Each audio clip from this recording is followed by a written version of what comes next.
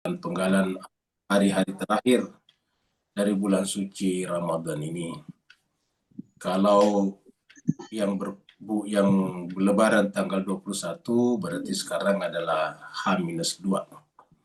Jadi tinggal 2 hari lagi puasanya, yang akan lebaran hari Sabtu tentu masih 3 hari lagi. Jemaah sekalian, kita pada pagi hari ini kita meneruskan surat Al-Alaq, surat Iqra bismi rabbikal ladzi khalaq, ayatnya 11 sampai 19 sampai terakhir. Karena bersama kita sudah ada Ustazuna Ustaz Safi Saleh. Kita minta kepada beliau untuk memandu kita, membimbing kita membaca ayat suci Al-Quran, surat yang ke-96. Surat 96, surat Al-Alaq, ayatnya 11 sampai 19. Bapak Ibu yang ingin membuka mushaf atau kitab sucinya dipersilakan membuka surat 96 ayat 11 sampai selesai sampai habis. Kita persilakan kepada Ustazuna Ustaz Safi Saleh untuk memandu kita. Fadhal Ustaz. Syukran Ustaz, syukran. Alhamdulillah. Assalamualaikum warahmatullahi wabarakatuh. Waalaikumsalam warahmatullahi wabarakatuh. Waalaikumsalam. A'udzubillahi minasyaitonir rajim. Bismillahirrahmanirrahim. A'udzu billahi minasyaitonir rajim.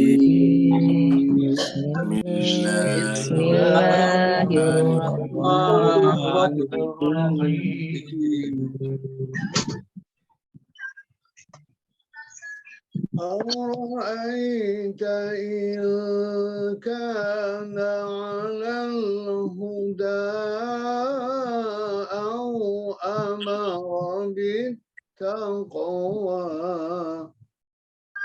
أرأيت إن كان على الهدى أو أمر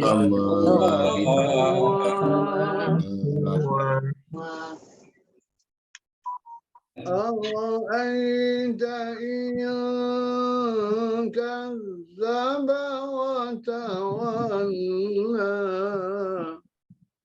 أرأيت إن كذب وتولى لم يعلم بأن الله يرى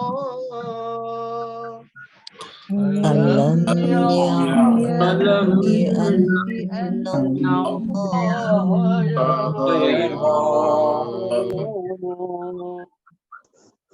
كلا لئن لم ينته لنسفعا بالناصية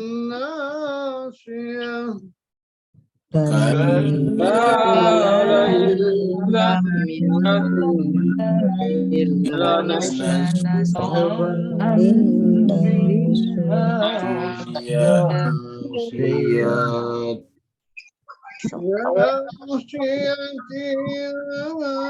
كاذبة خاطئة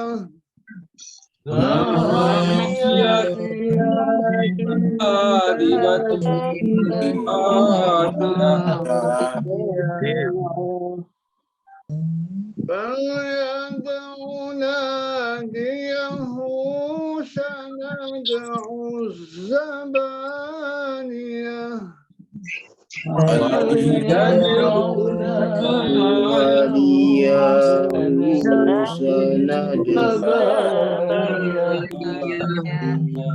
الزبانية كلا لا تطعه واسجد واقترب Sadaqallahul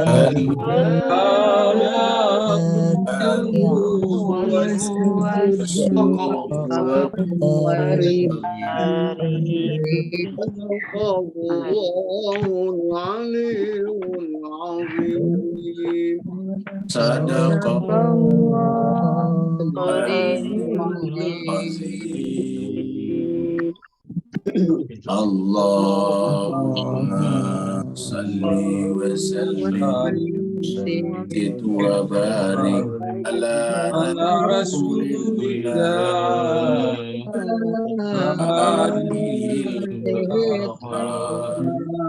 ala rasulillah alihil athhar. Allahumma salli Muhammad wa ali Muhammad. Kita sampaikan ucapan terima kasih banyak kepada Ustazana Ustaz Safi Soleh yang selalu menyertai kita di dalam membaca ayat-ayat suci Al-Quran, memperdengarkan kepada kita kitab yang datang dari Lauhin Mahfuz. Semoga Allah juga mencatat amal-amal ibadah beliau, terutama bacaan Al-Qurannya kepada kita juga di Lauhin Mahfuz. Ditempatkan di tempat yang paling tinggi di sisinya bersama dengan Nabi dan keluarganya di Telaga Haud. Amin ya Allah. Bapak Ibu semuanya, semoga Allah SWT berkenan menerima Bapak Ibu sekalian dengan membaca Al-Quran untuk nanti disandingkan, ditempatkan di kedudukan pasangan Al-Quran di sisi Allah Subhanahu wa Ta'ala. Amin ya Kita Allah. teruskan surat Al-Alaq kita, surat yang ke-96. Al-Alaq di terjemahan versi Indonesia diterjemahkan dengan segumpal darah. Dan kita sudah terangkan bahwa alaq secara bahasa artinya bergantung. Kemudian turunnya ayat ini, surat ini adalah di Mekah, maka disebut dengan surat Makkiyah. Bahkan kita sampaikan bahwa mayoritas ulama kita sepakat bahwa ini adalah surat pertama atau ayat pertama turun, terutama 5 ayatnya. Jumlah ayat 19 ayat dan tadi kita sudah baca 1 sampai 19. Berarti selesai pembahasan Al-Alaq pada pagi hari ini dan insya Allah sebentar petang kita dapatkan surat baru, surat 97, yaitu surat Al-Bayyinah, yang terkenal dengan surat Lam yakunil ladzina kafaru. Terakhir pembahasan kita kemarin petang adalah bagaimana pendapat kita, ataukah sudahkah menyaksikan orang yang melarang seorang hamba ketika sedang sholat. Jadi ayatnya mengatakan, A'udzubillahi minasyaitonirrajim, Bismillahirrahmanirrahim. Ara'aital ladzi yanha abdan idza shalla. Apakah engkau telah melihat alladzi, orang yang yanha melarang, abdan seorang hamba, idza ketika sholat, sedang sholat. Siapa yang dimaksud abdan di sini? Yaitu Nabi Muhammad sallallahu alaihi wasallam.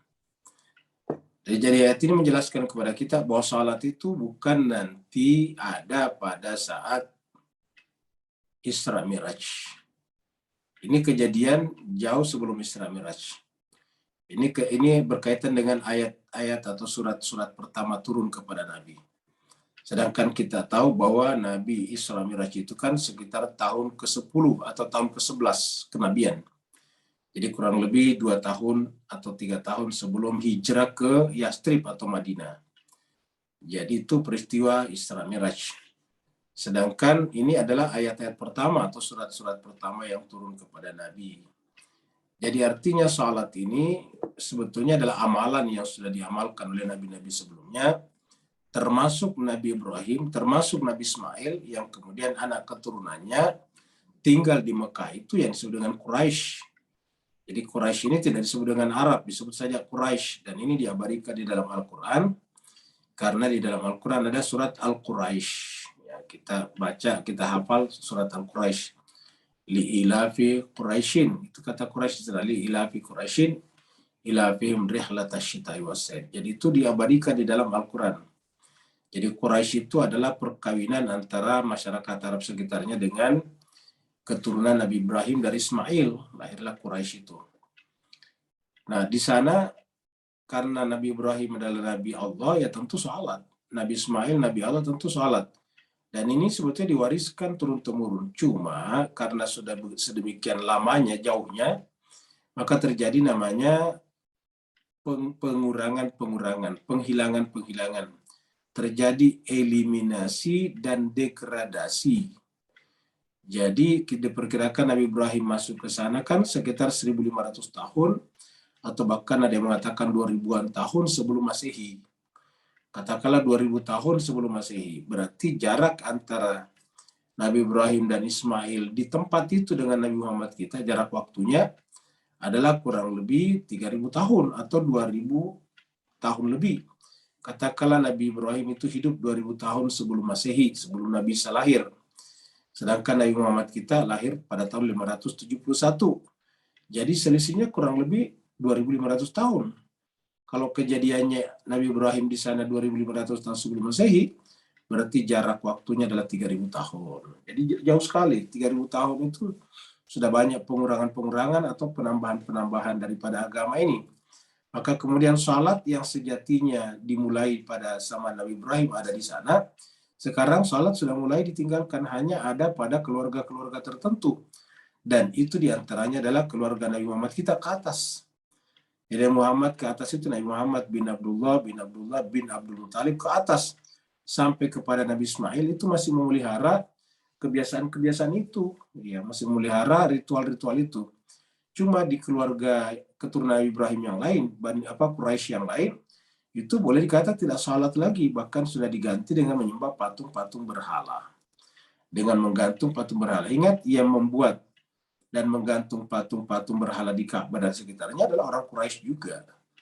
Karena mereka telah berjalan ke berbagai tempat dan melihat ada orang yang menyembah patung, maka mereka juga coba memulai penyembahan patung di sekitar Ka'bah. Dengan alasan Allah yang dibicarakan oleh Nabi Ibrahim dan Ismail dulu terlalu abstrak bagi mereka. Tuhan itu tidak bisa dijangkau, tidak bisa diajak berbicara. Akhirnya mereka menciptakan patung yang bisa digantungkan di lehernya tempat panah, sehingga kemudian mereka bisa tarik satu persatu anak panah tersebut. Nah, jadi dengan demikian berubahlah sedikit demi sedikit ajaran ini. Nah, Nabi Muhammad kita karena masih terpelihara di dalam keluarganya, maka kemudian dia tetap sholat. Karena dikatakan ini iza sholat, ketika sedang sholat. Jadi menurut riwayatnya ketika Nabi datang ke Ka'bah atau ke Mekah, ke Baitullah, itu kalau orang-orang Quraisy yang lain kan mereka menyembah berhala. Mereka tawaf, tapi tawafnya itu diniatkan untuk berhala-berhala mereka. Ya, mereka histeris kalau bertemu dengan berhala mereka. Sebelum mereka kerja pergi ke Baitullah, ke Ka'bah dulu, untuk kemudian meminta pertolongan kepada berhalanya. Mereka nanti pulang tidak langsung ke rumahnya, kecuali mampir di Ka'bah dulu. Nabi Muhammad kita melakukan hal yang sama karena memang ini adalah kebiasaan yang sudah dibiasakan sejak Nabi Ibrahim, tawaf. Tetapi itu tadi mereka tambah-tambahin dengan berhala. Nabi Muhammad kita masih tetap memelihara keasliannya, yaitu ketika datang ke Ka'bah, ke Baitullah, dia tidak langsung tawaf, dia salat dulu. Atau setelah selesai tawaf, dia salat lagi. Seperti itu, ini salat. Nah, pada saat Nabi salat itu, lalu kemudian mereka datang mengganggu Nabi, melarangnya. Bahkan pernah suatu saat, tapi sudah belakangan, pernah suatu saat Nabi sholat di sana, dalam keadaan Nabi sujud, mereka kemudian melemparkan kotoran ataukah jeroan kambing kepada Nabi di punggung Nabi. Ya. Dan itu bukan sekali, dua kali, berkali-kali seperti itu. Jadi, karena mereka tidak ingin kebiasaan sholat ini dibangkitkan kembali. Mereka ingin melakukan penyeragaman, uniformisasi, bahwa sekarang sholat tidak ada lagi, yang ada adalah tawaf menyembah berhala mereka. Nabi datang justru ke sana tidak menyembah berhala mereka. Mereka mengikuti tawaf, dan setelah tawaf dia sholat, atau sebelum tawaf dia sholat. Ya, ketika masuk di dalam Masjidil Haram itu. Nah, akhirnya mereka tidak ingin ini kemudian membangkitkan kembali semacam membangkitkan kembali semacam kenangan lama tentang agama tauhid yang anti terhadap keberhalaan. Karena mereka di kalangan Quraisy ini banyak yang mengambil keuntungan dengan penyembah berhala ini. Mulai daripada menjual patung sampai pada tingkat yang mengambil manfaat dengan patung-patung tersebut. Maka ketika muncul seorang Muhammad bin Abdullah yang setiap datang ke Ka'bah itu dia sholat, maka kemudian mereka melarangnya. Maka muncul ayat 9 ini, ara'aital ladzi yanha 'abdan idza shalla.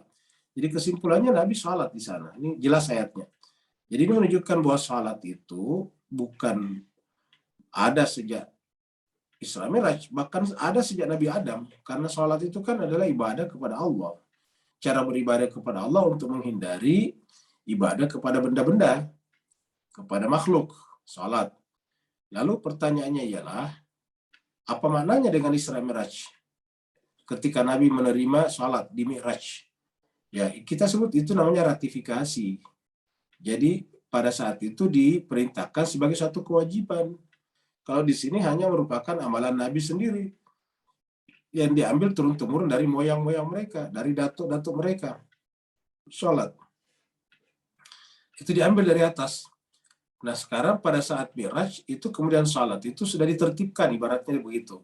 Sudah ada waktunya zuhur, asar, maghrib, isya, lalu kemudian diratifikasi namanya. Artinya sejak pada saat itu menjadi kewajiban. Jadi pada saat itu syariat yang ada pada agama sebelumnya terkait dengan sholat kemudian diwajibkan kembali pada zaman Nabi Muhammad kita pada saat dia Mi'raj. Itulah yang menyebabkan kemudian dikaitkan Mi'raj dengan sholat 5 waktu itu. Turunlah ayat di surat Al-Isra, aqimis sholata liduluki syamsi ila ghasaqil laili wa Qur'an al-fajr inna Qur'an al-fajri kana masyhuda. Jadi kalau salat di 3 waktu, yaitu matahari tergelincir, yaitu siang, di sana ada asar dan zuhur dan asar. Kemudian ila ghasaqil lail, masuk malam, yaitu maghrib dan isya. Baru kemudian wa Qur'an al-fajr, yaitu salat subuh. Jadi ada 3 jenisnya waktunya, tapi 5 salatnya, ingat. 3 periode waktunya, 3 time frame-nya, tetapi 5 salat di dalamnya. Jadi time frame-nya ada 3. Siang setelah matahari condong ke barat, malam di awal malam, lalu kemudian waktu fajar.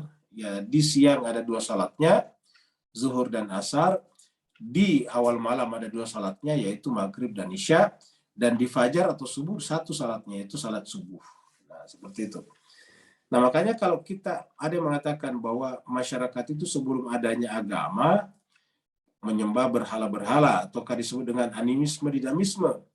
Ini dalam pandangan Al-Quran ini kurang tepat. Keliru. Terjadi namanya misleading, misunderstanding. Apa sebabnya? Yang benar ialah aslinya manusia itu beragama tauhid. Jadi bukan aslinya manusia itu beragama animisme dan dinamisme. Lalu kemudian datanglah agama membenarkannya. Seperti yang diakui atau yang dipelajari oleh seorang ahli sosiologi dan filosof dari Eropa yang bernama Auguste Comte. Auguste Comte ini atau Auguste Comte ini berpendapat bahwa manusia pertama kali ketika hadir di muka bumi ini, karena masih sederhana cara berpikirnya, maka mereka menggantungkan dirinya pada benda-benda. Setiap benda-benda yang dianggap mempengaruhi hidupnya dibikinkan cerita-cerita. Cerita yang dibuat-buat itulah disebut dengan mitis. Jadi ini disebut dengan era mitis, ya, zaman mitos. Jadi semua pohon-pohon kayu yang besar yang kemudian dibikinkan mitos. Lautan dibikinkan mitos, awan-awan dibikinkan mitos, semua dibikinkan mitos. Semuanya punya dewa-dewa, semuanya punya kekuatan-kekuatan. Bahkan setiap benda ada rohnya, ada penguasanya. Ada roh jahatnya dan ada roh baiknya. Seperti itu. Itu dinamisme dan animisme. Untuk menghilangkan roh jahat, maka kemudian harus diberikan sajen-sajen. Itu yang terjadi, kata Auguste Comte. Lalu kemudian masuk pada peradaban kedua, datanglah agama. Jadi bagi dia agama datang belakangan.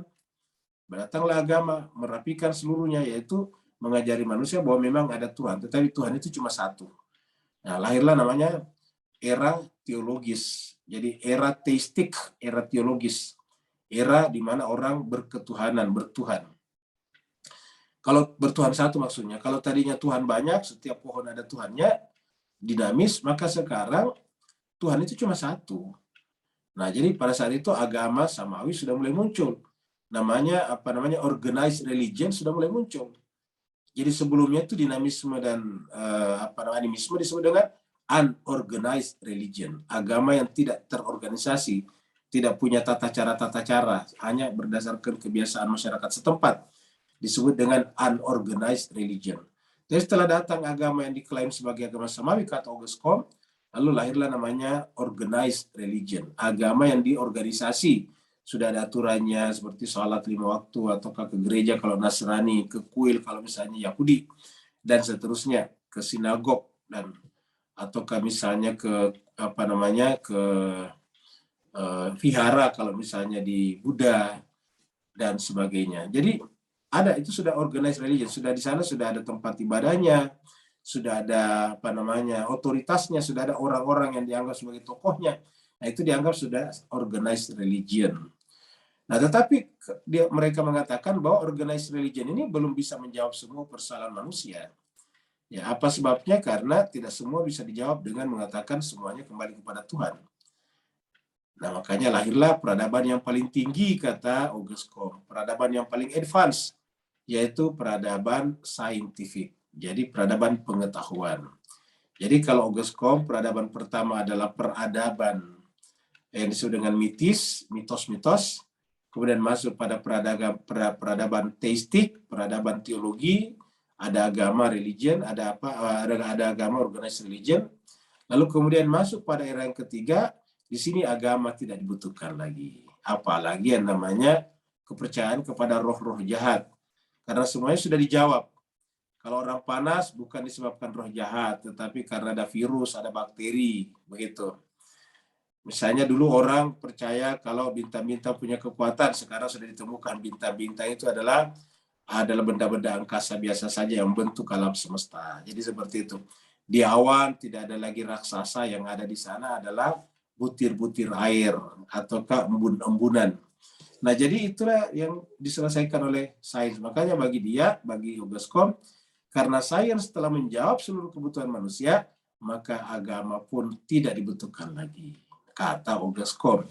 Nah, jemaah sekalian sebagai tentu berdasarkan pengetahuan Al-Quran kita tolak pendapat ini. Kenapa? Yang pertama justru adalah agama. Dan yang terakhir juga sampai sekarang agama. Justru sebuah negara, peradaban besar yang pernah muncul dengan menolak agama runtuh, yaitu Uni Soviet. Uni Soviet muncul dengan meruntuhkan agama, tetapi apa yang terjadi kemudian? Hanya sekitar 72 atau 79 tahun, Uni Soviet juga runtuh. Ya. Uni Soviet itu berdiri pada tahun 1917 sejak revolusi Bolshevik, lalu kemudian runtuh kemarin pada tahun 1989. Tahun 1990 sudah tidak ada Uni Soviet, seperti itu. Nah, jadi jemaah sekalian, yang kita saksikan adalah bahwa justru agama sampai sekarang masih ada. Jadi lucu agama. Jadi di tengah-tengah kemajuan sains dan teknologi sekarang, tapi agama masih dibutuhkan. Bahkan ada kecenderungan semakin modern manusia, semakin membutuhkan agama. Walaupun tidak semua agama memberikan jawaban atas kebutuhan manusia tersebut. Bukan karena kekurangan agamanya, tapi lebih kepada kekurangan orang-orang yang menganut agama itu. Terutama Islam ini. Nah, inilah yang kita bicarakan kenapa Nabi sholat. Jadi sholat itu sejak dari awal. Ya, itu sekedar pengantar. Sekarang kita masuk pada ayat 1. Ini adalah bagaimana kalau ternyata yang dilarang sholat itu adalah justru yang cocok, yang mendapat petunjuk. Justru dia berada pada jalan yang benar, ya, yaitu Nabi Muhammad. Ara'aita in kana 'alal huda. Apakah engkau telah melihat, atau bagaimana pendapatmu? Jadi ara'aita itu bisa mengatakan apakah engkau telah melihat, bisa juga bagaimana pendapatmu. Ya. Seperti pada saat Nabi Ibrahim mengabarkan kepada putranya bahwa dia diperintah untuk menyembelihnya, dalam Al-Quran dikatakan inni ara fil manam anni adbahuka fanzur madza tara. Itu guna kata-kata ro'a. Tara itu adalah mudhari. Ini adalah fi'il madhi. Fanzur madza tara. Coba perhatikan bagaimana pendapatmu, gitu. Jadi Nabi Ibrahim mengatakan kepada Ismail, saya diperintah untuk menyembelih kamu, fanzur madza tara. Coba perhatikan, pikirkan bagaimana pendapat kamu. Maka Nabi Ismail menjawab, qala ya abati if'al ma tu'mar satajiduni insyaallahu mina sabirin. Ayahanda, lakukan apa yang diperintahkan, niscaya Anda menemukan aku dalam keadaan sabar menerimanya. Jadi ara'aita in kana alal huda. Coba perhatikan, bagaimana pendapatmu? Bagaimana kalau ternyata dia Muhammad itu adalah berada di dalam petunjuk, ini al-huda. Kalau dia benar. Ini sama kata-katanya pada saat seorang mukmin di kalangan keluarga Fir'aun atau di dalam istana Fir'aun itu, ketika mendengarkan bahwa Fir'aun itu sedang telah melakukan rapat untuk membunuh Nabi Musa, maka kemudian berpendapat bahwa atas dasar apa kita membunuh Nabi Musa? Hanya karena dia mengatakan tidak ada Tuhan selain Allah, kan tidak mengganggu kita, tidak mengganggu juga negara, tidak mengganggu juga kekuasaan tuanku Fir'aun, kira-kira begitu. Kalau dia salah, dia berbohong, ya kedustaannya kan ditanggung sendiri oleh Musa. Tapi bagaimana kalau dia benar? Nah, kalau ternyata dia benar, maka kita akan ditimpakan azab seperti yang dikatakan Musa itu. Kan dua kemungkinan, bisa benar, bisa salah. Kalau dia salah, ya itu urusannya Musa. Tapi kalau ternyata benar gimana? Nah, maka sama juga dengan ini. Bagaimana pendapatmu kalau ternyata Nabi Muhammad yang kalian halang-halangi sholat itu ternyata huda, ternyata itu benar-benar sesuatu panduan. Dia bukan melakukannya secara pribadi, bukan emosinya, bukan hawa nafsunya, tetapi dia dapat petunjuk. Kata Tuhan, coba, maka kata mereka kepada kata ayat ini kepada mereka, bagaimana kalau ternyata Muhammad itu alal huda, berjalan di atas petunjuk. Atau amara bit taqwa, memerintahkan, menyuruh kita untuk melakukan ketakwaan ini. Amara bit taqwa ini. Jadi ara'aita in kana alal huda. Bagaimana kalau dia berada di atas petunjuk? Kata di atas petunjuk di sini adalah sesuai dengan akal sehat, sesuai dengan fakta-fakta rasional, sesuai dengan bukti-bukti rasional. Nah, makanya coba sekalian, pertama kali kita baca Al-Quran itu adalah yang pertama diperkenalkan adalah fungsi Al-Quran sebagai Al-Huda. Alif Lam Mim, Dzalikal Kitabu La Raiba Fi Hudan Lil Muttaqin. Itu surat Al-Baqarah ayat 2. Kita baca surat Al-Baqarah 195 berkenaan dengan puasa.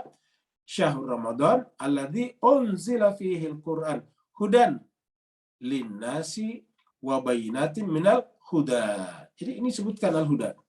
Nah, yang kedua, ini al-huda di sini ada kata-kata bagaimana pendapatmu? Kalau ada pertanyaan dalam bahasa Arab ara'aita atau afara'aita atau alam taro, itu artinya meminta memikirkan secara rasional. Maka ketika Nabi Ibrahim berkata kepada putranya, fanzur madza tara, coba pikirkan menurut rasionalitas kamu, menurut logik kamu, menurut akal pikiran kamu. Walaupun ingat, tidak semua pandangan ra'aita ini bisa benar, tapi bisa salah juga. Ketika dia salah namanya ra'yu. Ra'yu itu pandangan pribadi. Jadi dalam kata-kata jam ikuti pikiran, itu bukan pikiran, ra'yu namanya. Kalau ra'yu itu bisa benar, bisa salah. Ra'yu itu bisa rasional dan bisa irasional. Bisa logik dan bisa ilogik. Ya, itu namanya ra'yu. Makanya ada pendapat ara'aita, kalau sudah pasti masuk akal tentu tidak perlu bertanya lagi. Yang biasa, apalah tatafakkarun, kenapa kamu tidak memikirkan? Kalau ini bertanya, bagaimana pendapatmu? Karena ro'a atau ra'yu itu bisa benar, bisa salah. Apa namanya benar? Kalau sejalan dengan akal sehat. Ketika sejalan dengan akal sehat, otomatis sejalan dengan al-huda. Jadi dari sini kita lihat bahwa yang namanya al-huda ini, yang namanya al-huda di sini adalah sejalan dengan akal sehat di sini. Jadi ini sama nih, ya. Selama benar akal sehatnya. Ra'yunya benar, bukan ra'yu yang sifatnya emosional subjektif atau subjektif emosional. Ya. Jadi harus ara'aita di sini sejalan dengan al-huda, petunjuk. Jadi makanya Al-Quran sebagai al-huda, zalikal kitabul la raiba fi hudan lil muttaqin, itu pasti sejalan dengan akal sehat. Karena agama hanya diwajibkan kepada orang berakal. Kenapa? Karena agama ini harus dicerna oleh akal. Ketika agama tidak dicerna oleh akal, bukan agama namanya, tapi namanya dogma. Dogma itu orang mengamalkan agama, tapi dia tidak tahu kenapa dia mengamalkannya. Dia sholat, tetapi dia tidak tahu kenapa dia sholat, harus sholat. Dia ke gereja, tapi dia tidak tahu kenapa harus ke gereja. Dia percaya Tuhan, bahwa Tuhan satu, tapi bagaimana buktikan Tuhan satu? Dia tidak ngerti juga. Ya, Tuhan itu Trinitas. Bagaimana buktikan ketrinitasan Tuhan? Tidak bisa juga. Itu artinya apa? Menerima agama secara dogmatik. Ya. Harusnya kita terima agama tidak dogmatis, juga tidak doktriner. Tetapi bagaimana caranya kita menerima agama secara rasional, objektif. Nah, itu dia. Nah, kalau sudah rasional objektif, artinya apa? Rasional artinya sejalan dengan akal, objektif lepas dari pikiran-pikiran emosional yang sifatnya subjektif. Ya. Jadi araita ingkan alal huda. Bagaimana pendapatmu jika ternyata hamba yang kamu larang sholat itu ternyata dia benar? Kalau ternyata dia benar, artinya kalian ini adalah salah, batil. Ya, karena tidak mungkin sesama petunjuk menghentikan. Apalagi menurut kepada ketakwaan. Apa itu memerintahkan kepada ketakwaan? Ketakwaan itu secara vertikal kepada Allah artinya mendekat kepadanya. Sedangkan secara horizontal artinya melakukan kemaslahatan-kemaslahatan. Ya, jadi yang namanya takwa itu kalau secara vertikal adalah takarrub kepada Allah, kurbatan, nanti ayat terakhir itu adalah waqtarib itu adalah takarrub kepada Allah. Sedangkan secara horizontal artinya apa? Memperbaiki hubungan dengan sesama. Sesama di sini bukan hanya manusia, tapi juga alam semesta. Au amara bittaqwa, memerintahkan bertakwa. Makanya di dalam Al-Quran bukan hanya perintah sholat, bukan hanya larangan makan daging babi, bukan. Tetapi dalam Al-Quran itu juga ada larangan untuk membuat kerusakan di muka bumi. Wala tufsidu fil ardi ba'da islahiha. Jangan engkau membuat kerusakan di muka bumi setelah Allah menciptakannya dengan maslahat-maslahat, dengan kesempurnaan sebagai makhluk alamiah. Jadi kita dilarang buat kerusakan, bahkan ada kecaman. Zaharal fasadu fil barri wal barri bima kasabat aydin nas liyudhikahum ba'dalladzi ma'amilu. Nampak kerusakan di darat dan di laut akibat ulah tangan manusia. Untuk apa? Untuk dirasakan kepada mereka akibat sebagai daripada akibat perbuatan mereka. Nah, jadi kesimpulannya juga sekalian, takwa itu adalah melakukan perbaikan, tidak boleh melakukan kerusakan. Itu takwa. Jadi takwa tidak bisa diartikan hanya ke atas vertikal. Makanya ketika kita bertakwa, salah satu cara cirinya adalah bagus hubungannya dengan sesama, bukan hanya ke atas. Kita sudah, kalau tidak salah, pernah kita bahas di awal-awal ini. Karena takwa ini kan salah satu tujuan daripada puasa, kutiba alaikumusiyam dan seterusnya, la'allakum tattaqun. Ini kita bisa lihat bahwa takwa itu ciri-cirinya lebih dari itu. Kita bisa lihat di sini nih, ya. Kita bisa lihat di surat Ali Imran, ayatnya 133.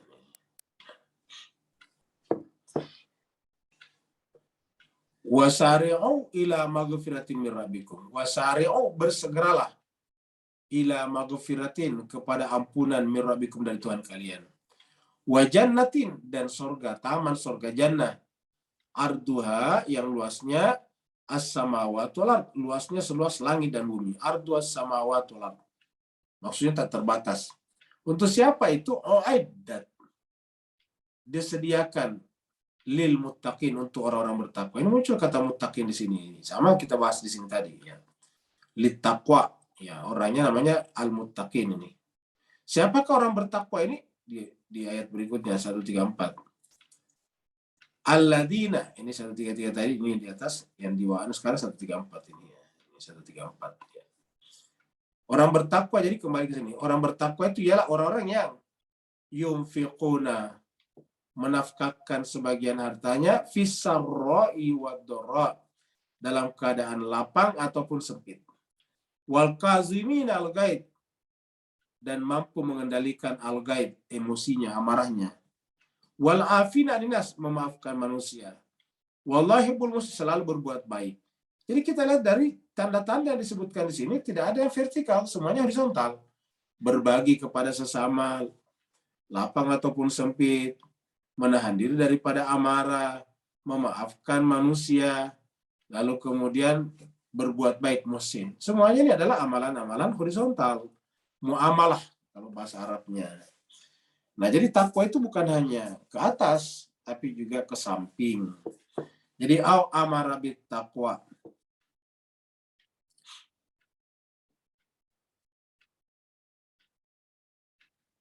Dan Allah tidak buta. Allah itu selalu melihat. Bahkan kita sebut dia maha melihat. Makna kita mengucapkan kata Allahu Akbar bahwa Allah mengatasi segala-galanya. Ara'aita in kadzdzaba wa tawalla. Bagaimana pendapatmu? Atau sudahkah kau melihat? Tapi cocoknya di sini ara'aita karena ada inya di sini. Bagaimana pendapatmu apabila bila mana yang melarang tadi itu adalah justru yang mendustakan wa ta'ala dan berpaling daripada kebenaran. Jadi berpaling dari kebenaran bisa kita lihat bukan pergi dari, tetapi hatinya. Karena pada saat itu orang-orang kafir Quraisy bukan meninggalkan Nabi, tetapi hatinya berpaling dari Nabi Muhammad. Dia tetap ada di Mekah juga. Bahkan nanti Nabi Muhammad lah yang diusir dari Mekah. Jadi kata-kata tawalla itu jangan kita bayangkan dia pergi, tetapi hatinya berpaling. Jadi kadzdzaba mendustakan, baru tawalla berpaling. Tanda tawalla di dalam surat dalam Al-Quran, kaitannya ketika iblis disuruh sujud dan tidak sujud, yaitu aba wastakbara. Nah, aba wastakbara itu nama lainnya adalah tawalla, berpaling. Hatinya enggan dan menyombongkan diri, sehingga dia tawalla. Sedangkan kadzdzaba dia tahu kalau itu benar, tetapi tidak mengakui kebenarannya. Namanya kadzdzaba. Jadi tahu itu benar, tetapi tidak mendustakan kebenarannya. Buktinya mereka semuanya yang memberikan gelar kepada Muhammad dengan gelaran yang luar biasa, yang spektakuler, yaitu Al-Amin. Ini kan adalah gelar yang luar biasa pada saat itu. Ya. Sampai sekarang juga kalau orang dikasih Al-Amin itu luar biasa. Ya. Jadi Al-Amin artinya yang dipercaya, yang terpercaya. Nah mereka semuanya tahu Nabi Muhammad adalah Al-Amin. Bahkan mereka pernah amanahkan kepada Nabi Muhammad masalah yang nyaris hampir membuat mereka saling membunuh satu sama lain. Yaitu pada saat Hajar Aswad jatuh dari tempatnya dan semua klan, semua puak merasa berhak untuk meletakkannya, sehingga mereka saling mengancam satu sama lain. Lalu kemudian mereka sepakat siapa yang paling pertama masuk di Ka'bah besok, maka kemudian kita jadikan sebagai sebagai penengah, sebagai hakim. Dan ternyata seperti biasanya yang selalu masuk ke Ka'bah pertama kali untuk tadi tawaf dan salat adalah Nabi Muhammad. Maka mereka sepakat bahwa memang Nabi Muhammad juga adalah Al-Amin, diangkat menjadi penengah di antara mereka dan menyelesaikan masalah sebagai moderator, sebagai penengah, sebagai wasit. Jadi artinya pada saat itu tidak ada masalah dengan Nabi sebetulnya, maka mereka percaya kepadanya. Tetapi ketika sudah berbicara tentang meninggalkan penyembahan berhala, Tuhan itu hanya tunggal, nah mereka mendustakannya. Jadi kata mendustakan, mereka tahu bahwa Muhammad itu adalah orang baik, Muhammad itu orang yang jujur, Muhammad itu adalah Al-Amin, tetapi mendustakannya. Lalu kemudian aba wastakbara, yaitu tawalla, enggan dan menyombongkan diri. Inilah yang terjadi pada saat itu. Dan ini terjadi sekarang Pak Bos sekalian. Oleh sebab itulah, karena setiap orang bisa kita asumsikan bisa saja dia benar, maka kita tidak boleh menolaknya sebetulnya sebagai sebuah entitas sosial. Ulangi, sebagai entitas sosial, bukan sebagai kepercayaan. Kepercayaan kita cuma satu. Setiap orang hanya berhak menganut satu kepercayaan. Allah mengatakan Tuhan tidak menciptakan di dalam jiwa manusia dua lubang.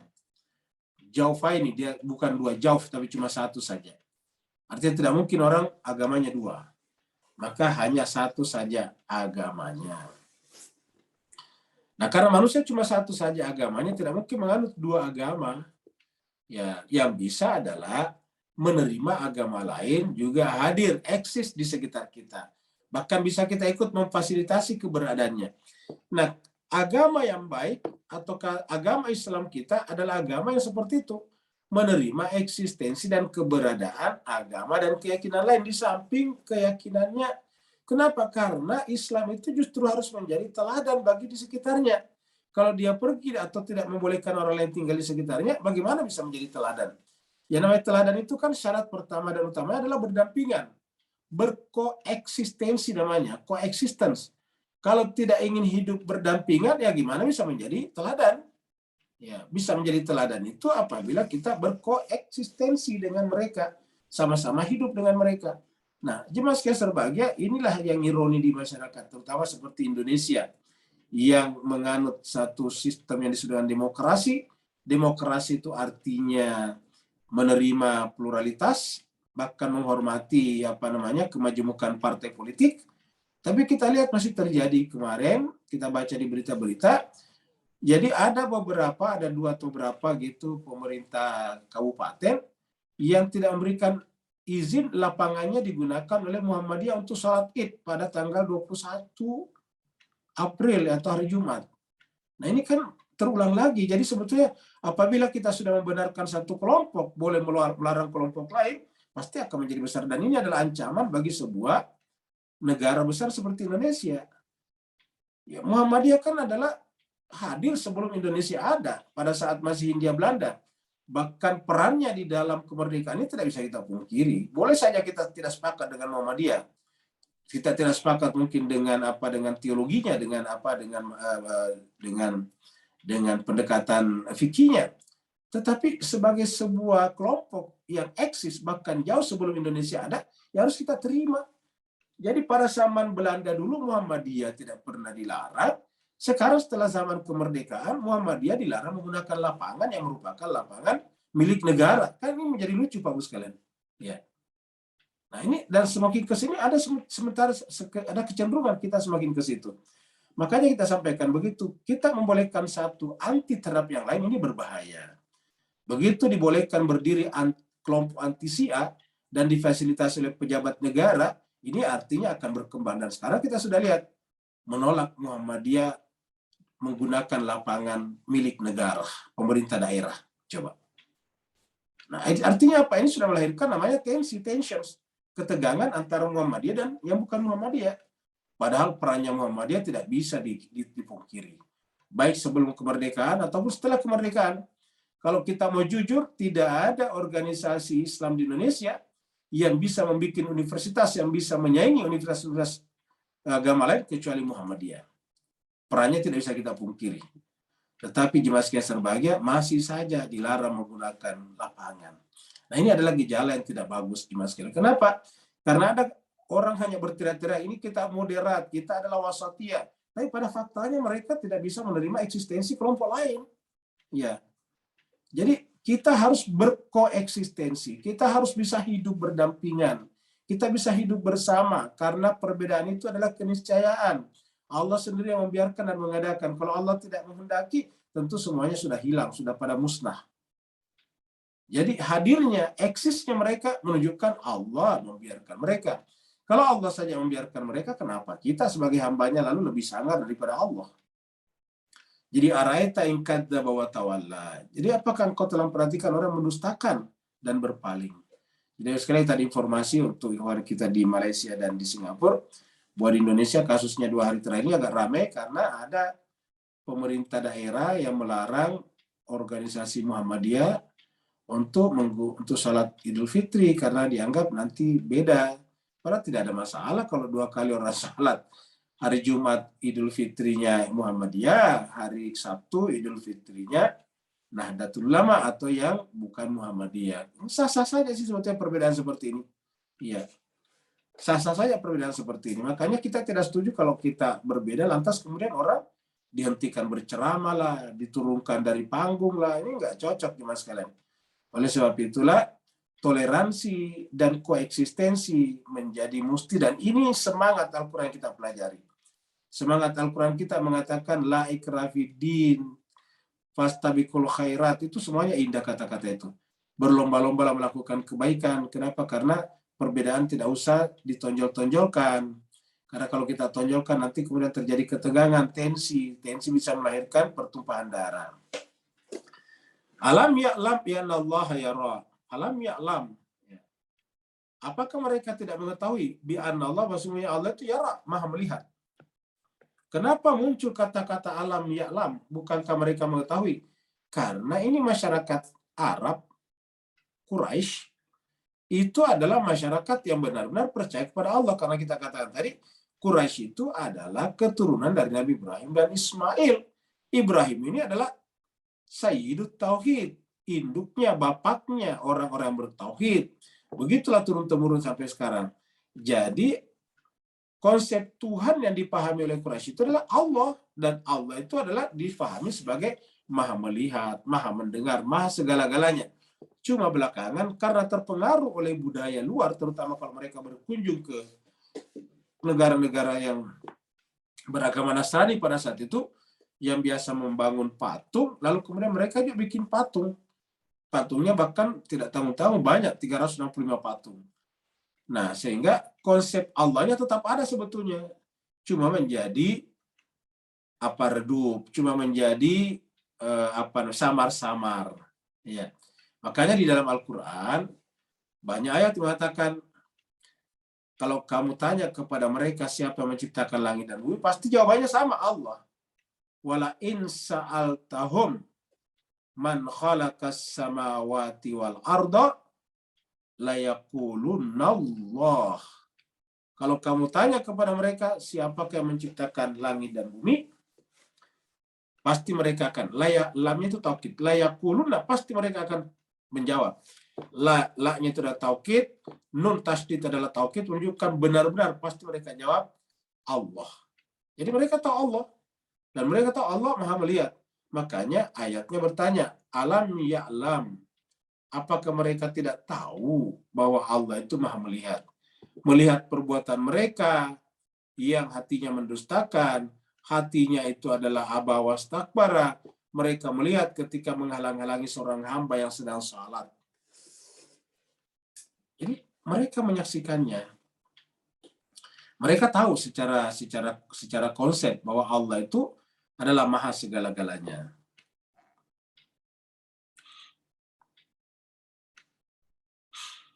Nah, maka kemudian jemaah sekalian, Allah SWT mengancam. Jadi ini adalah ancaman terhadap mereka-mereka yang menghalang-halangi orang lain. Menghalang-halangi orang lain. Ya. Kalla, sekali-sekali tidak. Lain lam yantahi, Allah mengatakan sekali-sekali tidak. Lain kalau seandainya lam yantahi, mereka tidak berhenti. Kalau mereka tidak berhenti melakukan perbuatan menghalang-halangi orang lain yang berbeda dengan dirinya. Jadi lain lam yantahi, kalau mereka tidak berhenti menghalang-halangi Nabi ketika sedang sholat di sekitar Ka'bah, Nabi sendiri kan tidak mengganggu mereka ketika menyembah berhalanya. Kan indah kelihatannya tuh Pak Ustaz. Indah sekali kelihatannya. Di sana ada yang menyembah berhala, kemudian Nabi di sini sholat. Karena sebetulnya koeksistensi sebetulnya terjadi pada saat itu. Harusnya, tetapi mereka justru tidak menerima Nabi sholat di sana. Mereka mengganggunya, bahkan mereka melemparinya dengan perut kambing. Dan nanti ketika Nabi terusir dari Mekah, lalu balik dari Madinah ke Mekah, namanya Fathul Mekah, Futuh Mekah, Nabi tidak melakukan seperti itu. Nama Nabi mereka mengajak berpikir, dikasih kesempatan 4 bulan. Ya, itu di surat At-Taubah. Jadi kalla, sekali-sekali tidak. Lain lam yantahi, kalau mereka tidak berhenti dari melakukan kejahatan seperti itu, lanasfa'an, kami pasti akan pegang dia. Bin nasiyatin, di ubun-ubun mereka. Jemaah sekalian berbahagia, lanasfa'an, kami akan pegang. Bin nasiyati, ubun-ubun. Nah, jemaah sekalian berbahagia, kita tahu apa itu ubun-ubun. Ya, ubun-ubun itu kan di kepala ya Pak Bu ya. Yang biasa kalau waktu masih bayi itu goyang-goyang, kayak fleksibel. Naik turun, bergerak-gerak. Itu ubun-ubun kita. Nah, jemaah sekalian berbahagia, dan dipercaya juga kalau orang meninggal dunia, itu nariknya dari bawah. Jadi yang paling pertama dingin itu kan kaki ya. Jadi kalau orang mau meninggal dunia, yang paling pertama dingin itu kakinya. Jadi perjalanan orang itu untuk meninggalkan tubuhnya mulai dari bawah, dari kaki. Jadi ketika kakinya sudah sangat dingin seperti mirip dengan es, maka kemudian itu pasti sudah sedang berjalan, sudah sekarat. Naik ke atas, semakin ke atas. Yang tadinya hangat itu kan kalau kita masih hidup seperti sekarang ini kan hangat tuh tubuh kita. Ya. Jadi tubuh kita hangat, dan sekarang ketika sudah mulai dingin dan ke atas, nanti terakhir itu menurut cerita kan keluarnya di ubun-ubun, kamu gitu. Sehingga katanya kalau orang meninggal dunia itu pasti melihat ke atas, karena dia melihat rohnya keluar. Itu cerita ya, tidak disebutkan sih di Quran, tapi itu faktanya kalau orang meninggal matanya ke atas, makanya nanti ditutup sebelum dia kaku ya. Jadi salah satu faktor penting ketika orang meninggal dunia itu harus ditutup matanya, dapetin. Karena pada saat dia meninggal, dia melihat ke atas. Ya, dia melihat rohnya keluar ataukah nyawanya. Seperti itulah cerita yang ada. Tapi intinya ialah bahwa ubun-ubun itu adalah simbol kehidupan. Ya, disitulah masuk dan keluarnya roh. Disitulah masuk dan keluarnya kehidupan, nafas kehidupan kita. Dan kita lihat waktu masih kecil tadi itu goyang-goyang di situ. Ya, seperti jantung juga bergetar-getar. Nah, Allah mengatakan lanasfa bin nasya. Apa maknanya? Seakan-akan Allah berkata begini, sekali-sekali tidak. Kalau mereka tidak menghentikannya, biarkanlah Muhammad, biarkanlah orang Islam. Itu urusan saya. Kenapa? Karena nyawanya, hidupnya ada di saya. Lanasfa'an bin nasiyatin. Sayalah nanti akan memegang ubun-ubunnya. Sayalah nanti yang memerintahkan malaikat untuk menarik nyawanya melalui ubun-ubunnya. Dan nanti akan ditarik ke dalam neraka, kehidupannya seperti itu. Jadi lanasfa'an bin nasiyatin. Jadi artinya kita ini lagi-lagi dihibur oleh Allah. Kalau ada orang seperti itu, biarkanlah. Yang harus kita atur ini melakukan kejahatan dalam kehidupan. Kalau dia misalnya mengganggu kehidupan orang lain, melanggar hak-hak orang lain, itulah negara harus hadir di sana.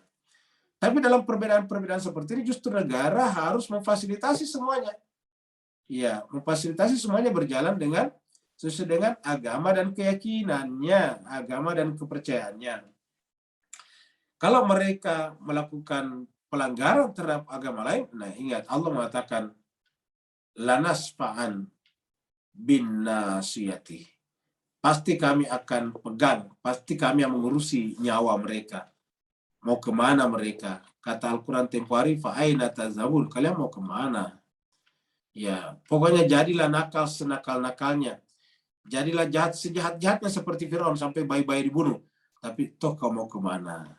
Kita tidak bisa lari daripada tangan Allah. Kita tidak bisa lari dari buminya Allah. Kita tidak bisa terbang ke bulan. Lalu bersembunyi di bulan. Lalu di sana seakan-akan malaikat maut tidak menjangkau kita. Tidak. Kemanapun kita pergi, malaikat maut akan mendatangi kita. Walau kuntum fi burujin musyayyadah. Walaupun kalian semuanya masuk ke dalam benteng yang sangat kuat. Jadi walaupun kita masuk ke dalam benteng yang sangat kuat, kita pasti akan didatangi Allah di sana. Ya. Tidak ada tempat lari daripadanya. Ya. Ini dia. Aina ma takunu, kemana saja kamu pergi, di mana saja kamu berada, yudrikkumul maut, malaikat maut pasti akan menjemput kalian. Mau pergi ke bulan, mau pergi ke Mars, mau pergi ke Jupiter, mau pergi kepada galaksi lain, galaksi Andromeda misalnya. Aina ma takunu, di mana saja kamu berada, yudrikkumul maut, malaikat maut pasti menjangkau kalian. Walaupun kalian semuanya di mana berada di fi burujin musyayyadah, bersembunyi di dalam benteng yang sangat kuat. Bersembunyi dalam benteng yang sangat kuat, menutup dari atas, dari samping, kiri, kanan. Walau kuntum fi burujin musyayyadah, pasti yudrikumul maut, kematian akan sampai kepada kalian. Jadi tidak ada tempat untuk lari. Ya, di dalam surat dalam surat Al-Jum'ah juga pernah kita bahas ya. Surat 62, ya kita lihat di sini. Ini ayatnya berikutnya. Ayat 8 ini. Qul katakanlah Muhammad, ini surat Al-Jum'ah ayat 8. Katakanlah Muhammad, innal mauta, sungguhnya malaikat maut itu atau kematian itu, alladzi yang tafirruna minhu, kamu lari daripadanya, kamu bersembunyi daripadanya tadi di dalam benteng yang kokoh, fa innahu, sungguhnya ketahuilah bahwa sungguhnya malaikat maut itu mulaqikum, pasti akan menjumpai kalian. Kemana saja perginya tadi? Tadi di surat An-Nisa, walau kuntum fi burujin musyayyadah, walaupun bersembunyi dalam benteng yang kuat, maka fa innahu, malaikat maut itu mulaqikum, pasti akan menjumpai kalian. Setelah itu apa? Summa turadduna ila alimil ghaibi wasyahadah. Kemudian kita akan dikembalikan secara paksa kembali kepada Dia Allah yang mengetahui yang gaib dan syahadat. Fayunabbiukum, baru diberikan kepada semuanya kepada kita catatan-catatan bima kuntum ta'malun, apa yang kalian kerjakan di dunia. Jadi tidak ada tempat untuk lari. Maka ayatnya mengatakan kalah sekali-sekali tidak. Lain lam yantai, kalau mereka tidak berhenti ya silahkan, tidak apa-apa. Itu urusan kami Muhammad, bukan urusan kamu. Lanasfan, kami pasti akan tangkap dia. Kami akan pegang dia. Kami akan perintahkan malaikat maut. Untuk apa? Binas, yang mencabut nyawanya melalui ubun-ubunnya. Nah, jadi kita tidak ada tempat untuk lari Bapak Ibu sekalian. Jadi satu-satunya jalan ya, kita datang secara pasrah. Ya biasa kalau ada polisi sudah mengancam, siapa yang tidak datang secara sukarela kami akan tangkap dia dimanapun, kita akan kirim diambil secara paksa.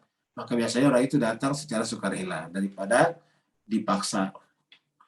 Nah kalau polisi saja seperti itu, apatah lagi Allah Subhanahu wa Ta'ala. Harusnya kita datang kepadanya dalam keadaan sukarela, dalam keadaan radiyah mardiyah. Nah, nanti kita akan diancam oleh Allah. Ini adalah ibarat neraka itu, di dalam pusaran neraka. Bapak Ibu perhatikan ya, ini ilustrasi yang bagus pusaran neraka, dan inilah orang-orang yang ditempatkan di sana yang ditarik melalui ubun-ubunnya ya. Nasiyatin kadibatin khati'atin. Yaitu dia akan ditarik melalui ubun-ubunnya. Ubun-ubun apa? Ubun-ubunnya para pendusta. Nasiyatin kadibatin khati'atin. Ubun-ubunnya para pendusta dan orang yang kerjanya selalu salah. Khati'ah secara bahasa salah. Khata ini dari kata khata. Ya. Jadi kalau bahasa Arab itu lawannya sahih, khata. Ya. Jadi nasiyatin kadibatin khati'atin.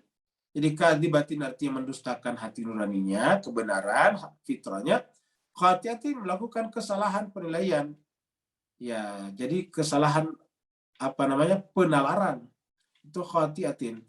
Dan jangan pikir khati'ah salah ini adalah kemudian tidak ditimpakan azab. Ingat doa kita di surat Al-Baqarah bagian akhir. Rabbana la tu'akhidna inna sina au akhta. Akhta itu bentuk jamak dari khati'. Ya. Jadi khata itu adalah bentuk jamaknya akhtana. Ya, la tu'akhidna inna sina au akhtana. Sina itu artinya lupa. Ya. Akhtana dan kami salah. Jadi salah itu adalah bisa mendatangkan malapetaka. Itu makanya jemaah sekalian, kita tidak boleh bermain-main dengan berpikir yang cara penalaran yang salah. Jadi nasiyatin kadibatin faliyad'una dia. Setelah itu suruh dia memanggil penolong-penolongnya. Faliyadu, suruh dia memanggil siapa? Nadia.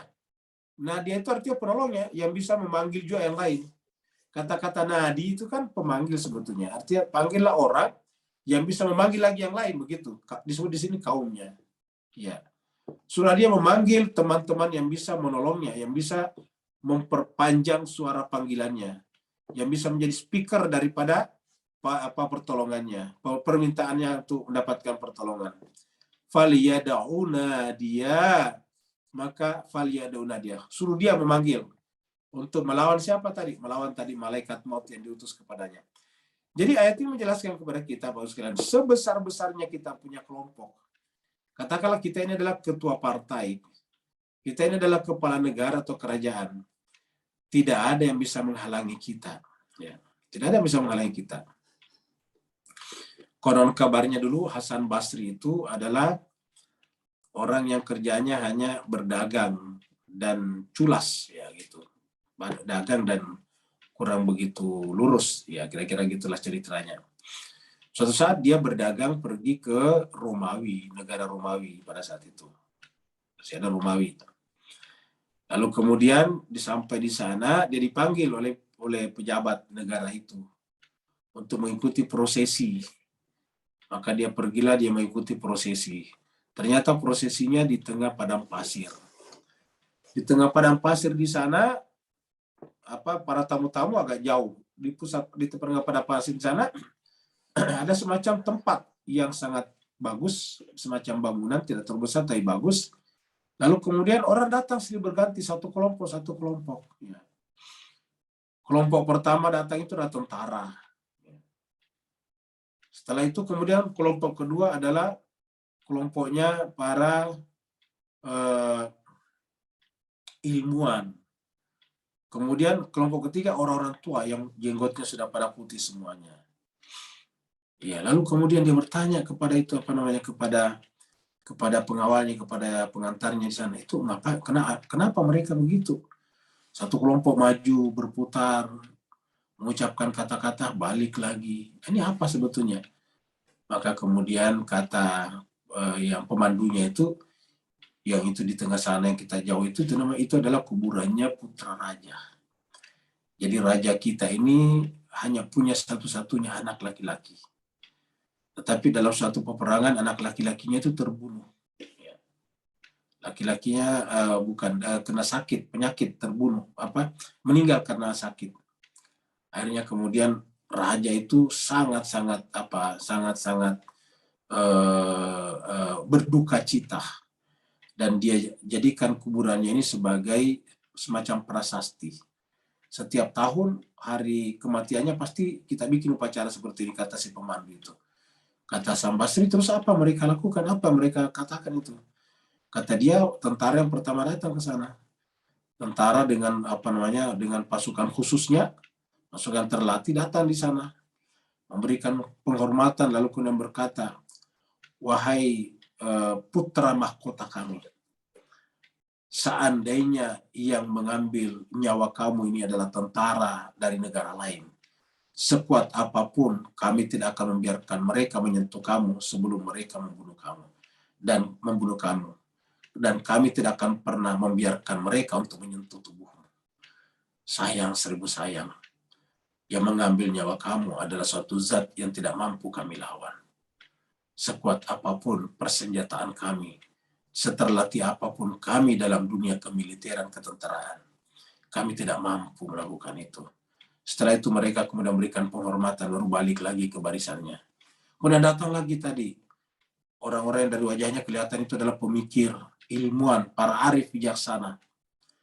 Kalau dia datang lagi ke sana, dia katakan, wahai putra mahkota kami, seandainya yang mengambil nyawa kamu ini adalah tukang debat, bersilat lidah, ahli hujah, argumentasi, niscaya tidak akan ada argumentasi mereka yang kami biarkan untuk bertahan.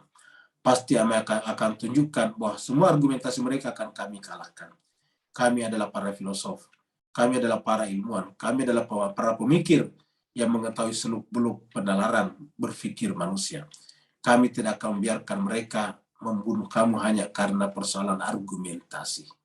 Sayang, seribu sayang, yang mengambil nyawa kamu adalah zat yang tidak bisa dilawan dengan argumentasi sekuat apapun juga. Setelah itu mereka penghormatan, baru balik lagi kepada tempatnya. Kemudian masuk lagi rombongan ketiga, semuanya orang tua semuanya, yang sudah putih rambutnya, sudah sangat sepuh. Lalu kemudian sampai di sana berkeliling, beri penghormatan, lalu mengeluarkan kata-kata, wahai putra mahkota kami, seandainya yang mengambil nyawa kamu itu adalah orang yang emosional, orang yang tidak bisa menahan emosinya, maka kami pasti bisa menghentikan emosi mereka. Kami adalah orang tua yang sudah cukup berpengalaman dalam melawan emosi kami. Kami adalah orang-orang yang sudah terbukti kesabarannya. Kami pasti bisa meredam amarahnya untuk tidak membunuh kamu, untuk tidak mengambil nyawa kamu.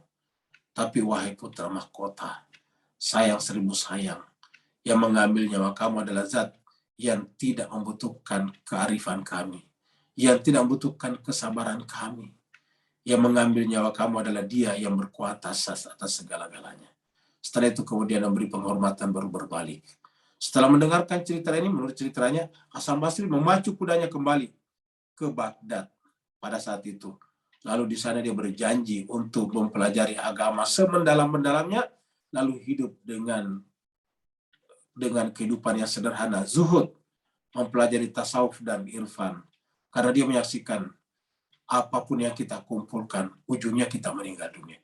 Putra raja, putra mahkota, tidak ada yang bisa menolongnya. Seperti dalam ayat ini. Nasiyatin kadibatin khatiyatin, falyad'u nadiya. Coba suruh mereka memanggil kaumnya, kelompoknya, ahli-ahlinya, mereka tidak akan sanggup. Kalau mereka memanggilnya, apa kata Allah?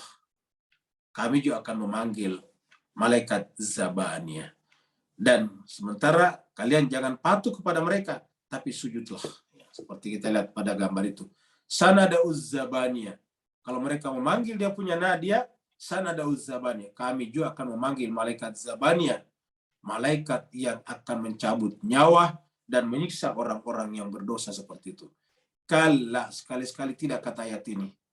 La tuti'hu, jangan kamu taat kepadanya. Ini adalah larangan. La tuti'hu, jangan taat kepadanya. Nah, pertanyaannya jemaah sekalian, hu-nya ini kan domir ya. Siapa yang dimaksud hu di situ tadi? Tentu tadi yang melarang Nabi di Mekah tadi untuk sujud, untuk salat. Nah, siapakah melarang Nabi untuk salat di sana? Ya kita tahu bahwa dedengkot perlawanan Nabi ataukah leader utama perlawanan Nabi melawan Nabi di Mekah itu adalah Abu Sufyan. Bersama dengan Abu Jahal dan Abu Lahab. Tapi yang paling tinggi Abu Sufyan. Dan kita tahu Abu Sufyan itulah nantinya yang akan selalu memimpin peperangan untuk melawan Nabi di Madinah setelah pindah ke Madinah. Allah mengatakan faqalla la tuti'hu. Jadi sejak surat pertama sudah tahu bahwa akan ada nanti upaya dari kelompok Umayyah ini untuk mendirikan dinasti. Dan Allah mengatakan kalla, sekali tadi tidak. La tuti'hu, jangan kamu patuhi dia. Wasjud, tetap kamu sujud, artinya berwilayah ini. Ketika Allah meminta seluruh makhluk berwilayah kepada Adam, sujudlah kepada Adam. Maka sekarang Adamnya ada muncul, yaitu Muhammad bin Abdullah. Maka sujudlah kepadanya. Dan nanti Muhammad akan memilih calon penggantinya. Wasjud, sujudlah kepadanya. Waqtarib, dan jadikanlah agama sebagai alat untuk mendekatkan diri kepada Allah. Bukan mendekatkan diri kepada penguasa-penguasa yang jahat seperti itu. Wasjud waqtarib, maka sujudlah. Lalu kemudian waqtarib. Ya. Makanya kalau kita beribadah, niatnya apa? Qurbatan. Dari kata iktarib ini mendekat. Qurbat atau takarrub kepada Allah. Jadi ini gak ada kata-kata kalla, sekali-sekali tidak. Ini itu penting. La tuti'hu, jangan taati dia. Lalu siapa yang kita taati? Ati Allah wa ati'ur Rasul wa ulul amri minkum. Kalla la tuti'hu wasjud waqtarib. Jadi kalau begitu Pak sekalian, ayat pertama Iqra bismi rabbikal ladzi khalaq. Alladzi khalaqal insana min 'alaq. Iqra wa rabbukal akram. Kita tahu kemana arahnya Iqra itu. Puncak pada pembelajaran ketika kita mengenal siapa yang khati'ah, siapa yang kadhibah, siapa tadi yang menjadi penghalang atas kebenaran. Kalau kita sudah mengenalnya, kita terapkan dengan tidak mentaati mereka. Karena mereka akan menjadi hijab bagi kita untuk berjumpa dengan Allah Subhanahu wa Ta'ala. Iqra adalah menyuruh kita untuk kembali kepada Allah melalui ilmu yang kita pelajari. Karena dengan demikian, qurbatan kepada Allah itu adalah cara yang paling bagus adalah ilmu. Iqra, permulaannya, ujungnya, terakhirnya, iqtarib. Ini kan ujungnya.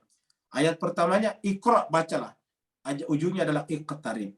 Jadi apa tujuannya belajar? Untuk qurbatan ilallah. Bagaimana cara qurbat kepada Allah? Yaitu dengan belajar, dan belajar. Terima kasih banyak. Walafu minkum. Yang mau bertanya dipersilakan. Assalamualaikum Ustaz. Waalaikumsalam warahmatullahi wabarakatuh. Silakan Pak Nur. Allah barakallahu fiik.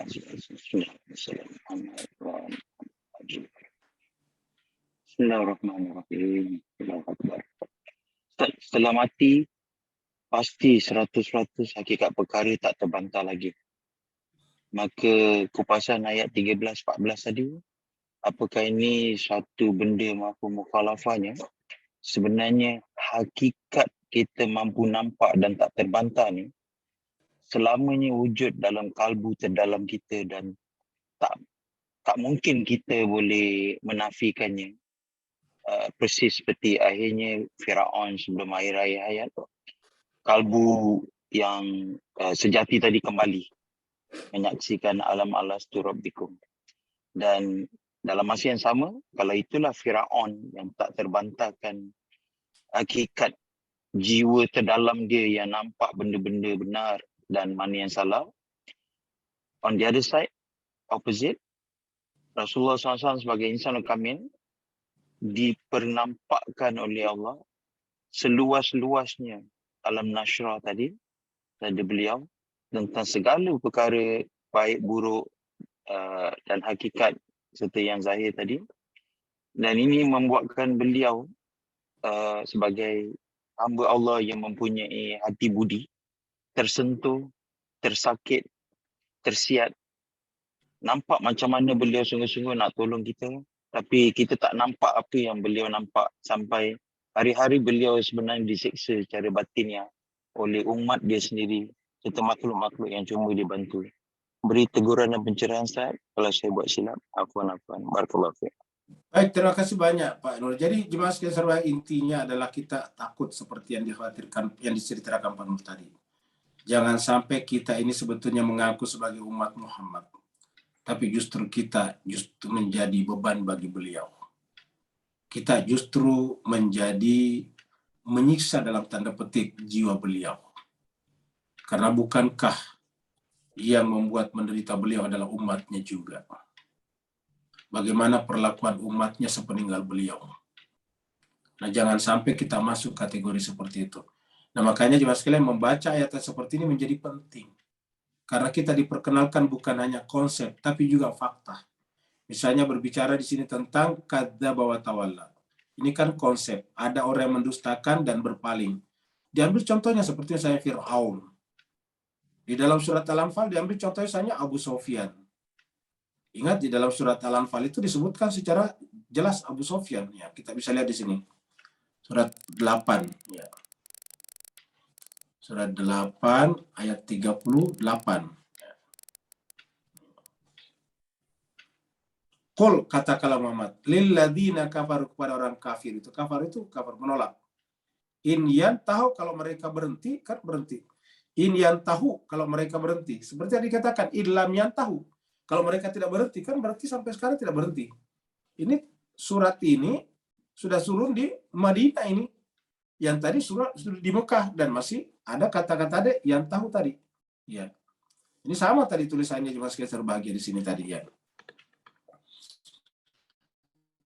Ya, lam yang tahu. Kala lain lam yantah ini. Kala lain lam yantai. Kalau mereka tidak berhenti, dan ini turun di Mekah ini. Ya, lam yantai ini muncul lagi, masih muncul sini. Yang tahu di sini bedanya, yantahi karena tunggal, kalau di sini yang tahu karena jamak, karena sudah satu kelompok mereka. Mereka bikin perang terus terhadap Nabi di Madinah. Jadi katakanlah Muhammad, lilladzina kafaru, ini yang tahu, kalau mereka tidak, kalau mereka berhenti. Jadi ini yang tahu, kalau mereka berhenti, artinya sampai di Madinah tidak berhenti, karena ada kata kalau mereka berhenti. Kalau mereka berhenti, Allah mengampuni dosanya. Yughfar lahum maka salafa. Dosa-dosa yang lalu, yang lalu apa yang lalu? Yaitu sejak di Mekah tadi. Tapi wa in ya'udu, kalau mereka kembali lagi, faqad madat sunnatul awalin, akan berlaku padanya sunnah-sunnah yang terjadi juga pada umat-umat terdahulu, yaitu mereka akan dibinasakan. Nah, siapakah di situ? Ini Abu Sufyan dan kawan-kawannya. Katakanlah kepada orang-orang kafir itu, siapa itu? Ini ya menurut Kementerian Agama loh Pak Bus sekalian ini. Dalam kurung Abu Sufyan dan kawan-kawannya. Abu Sufyan CS, Abu Sufyan DKK. Ya. Jadi sudah dijelaskan bahwa seperti itu. Nah, jadi Al-Quran bukan hanya bicara tentang konsep kadzdzaba wa tawalla, tapi juga orangnya. Fir'aun, Abu Sufyan disebutkan di situ. Ya, bahwa mereka akan disiksa dengan siksa yang berat. Dikirim kepadanya malaikat Zabania yang bukan hanya mencabut nyawa dengan kasar, tapi juga akan menyiksa orang-orang yang kadzdzaba wa tawalla. Dan karenanya juga kita menolak Nabi Muhammad abasa wa tawalla. Karena tidak mungkin Nabi berpaling, abasa wa tawalla. Nah, inilah yang harus kita ingat daripada Pak Nur tadi, jangan sampai kita masuk. Jadi intinya marilah kita menjadikan ayat-ayat seperti ini sebagai muhasabah bagi diri kita. Karena kalau itu sedikit saja ada setuju dengan orang seperti kadzdzaba wa tawalla, itu menjadi hijab yang sangat tebal pada jiwa kita. Dan ketika itu hijabnya menjadi tebal, jangan pernah berpikir akan berjumpa dengan Allah nanti di akhirat. Di dunia saja kita susah untuk menghadirkan Allah pada diri kita, apalagi nanti Allah menerima kita di akhirat. Maka ini akan menjadi petaka bagi kita dalam kehidupan dunia dan akhirat kita. Berikutnya lagi Pak Bus sekalian. Ada 2 pertanyaan Ustaz di chat. Ya, kita pergi ke chatroomnya. Di chatroom kita ada 2 pertanyaan. Yang pertama dari Pak Andes ya. Kalau kita pelajari ternyata juga ada ritual seperti sholat yang dijalankan oleh umat Yahudi dan Katolik Ortodoks. Mirip dengan ritual sholat umat Islam. Apakah itu karena pengaruh Nabi sebelumnya? Memang ada. Jawabannya iya. Jadi sholat ini ada sejak Nabi Adam. Bukan pada zaman Nabi Muhammad kita saja. Terbukti tadi dalam surat Al-Alaq, Nabi sudah sholat sejak awal. Sebelum terjadi peristiwa Isra Mi'raj. Dan kita lihat Yahudi juga melakukannya. Bahkan ada buku yang berjudul kesamaan antara agama Yahudi, Nasrani dan Islam yang ditulis oleh namanya Dr. McElwain. Dr. McElwain ini buku disertasi tulisan S3 beliau ya. S3 beliau di dalam menstudikan kesamaan antara Islam, Yahudi dan Nasrani. Diambil bukan dari pendapat ulama, tapi langsung dari kitab sucinya masing-masing. Karena beliau ngerti bahasa Ibrani, dia ngerti bahasa Arab juga, maka dia studikan Al-Quran dari bahasa Arab aslinya. Mereka juga menstudikan Injil dari bahasa Ibraninya, bukan dari bahasa Yunaninya. Juga Taurat juga dari bahasa Ibraninya. Akhirnya beliau berkesimpulan bahwa semua yang ada di Islam juga ternyata ada di Yahudi dan Nasrani. Karena kan yang dia menjadi penasaran, kok banyak yang dilakukan Islam tidak ada di tempat lain, tidak ada di agama samawi sebelumnya. Padahal katanya Islam adalah kelanjutan daripada agama samawi sebelumnya.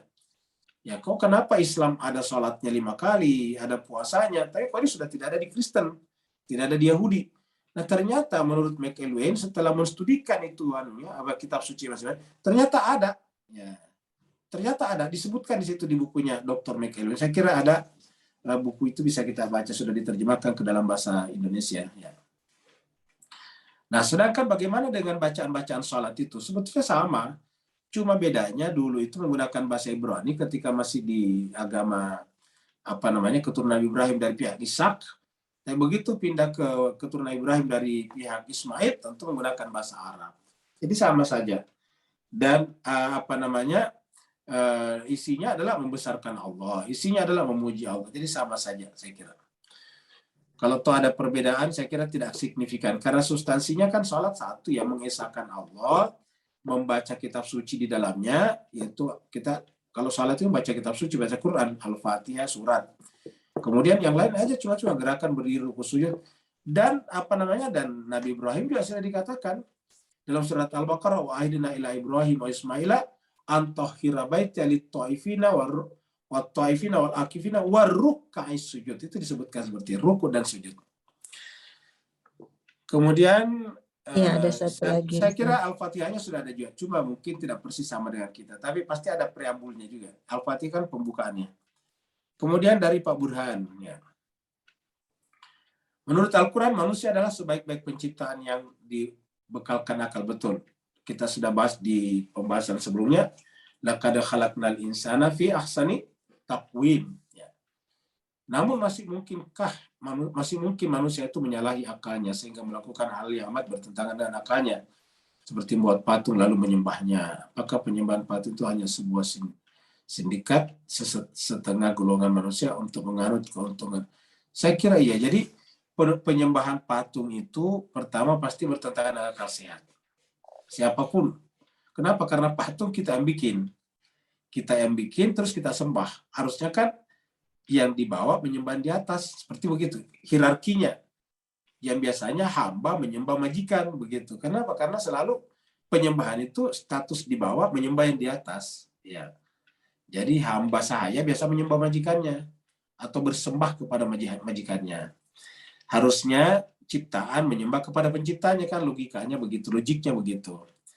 Tetapi kok terbalik, kita membuat patung, kita menyembahnya, ini kan terbalik. Jadi artinya benar-benar tidak logis, tidak logik, tidak masuk akal. Nah, maka oleh sebab itulah ini tidak bisa diterima. Nah, lalu kenapa ini berlangsung? Nah, ada selalu yang mengambil keuntungan. Bukan hanya penyembahan berhala. Pada setiap misunderstanding manusia, pada setiap misleading pikiran manusia, itu selalu ada yang mengambil keuntungan di sana. Misalnya, membuat orang percaya bahwa ada orang bisa menggandakan uang karena ada yang mengambil keuntungan di sana. Pertama adalah dukunnya, kedua adalah tenaga tim marketingnya. Tim marketingnya kan menyebarkan kemana-mana. Itu si Mbah ini bisa menggandakan uang. Saya punya testimoni pribadi, saya punya terlilit utang tadinya. Begitu saya datang ke si bapak itu, Mbah itu, ternyata bisa menyelesaikan. Saya dapat uang banyak dan bisa menyelesaikan utang-utang saya. Orang tertarik. Padahal ini kan tipu-tipu, bahkan ujung-ujungnya dibunuh. Di apa namanya? Dibunuh di Banjarnegara sana. Dan ini bukan sekali dua kali, sudah berkali-kali terjadi. Kenapa? Karena ada yang memelihara kepercayaan seperti ini karena hidup dari situ. Dan ini bukan hanya itu, yang menggunakan kedok agama juga seperti itu. Jadi selalu ada yang mengambil keuntungan di balik semuanya itu. Seperti itulah. Jadi saya kira inilah, makanya kita harus berhati-hati dengan cara-cara berpikir yang disebut dengan merusak mindset kita. Karena sebetulnya selalu ada pihak yang mengambil keuntungan di sana, yang kita setorkan mahar. Memang tidak menyebut bayaran, mahar lah, apalah. Kemudian dia diundang untuk datang ke suatu tempat, untuk membersihkan tempat itu. Pokoknya dia terfasilitasi di situ, dia mengambil keuntungan paling pertama kali. Jadi kesimpulannya, ada yang mengambil keuntungan. Terima kasih banyak Bapak Ustadz Afwan, Ustadz. Ya.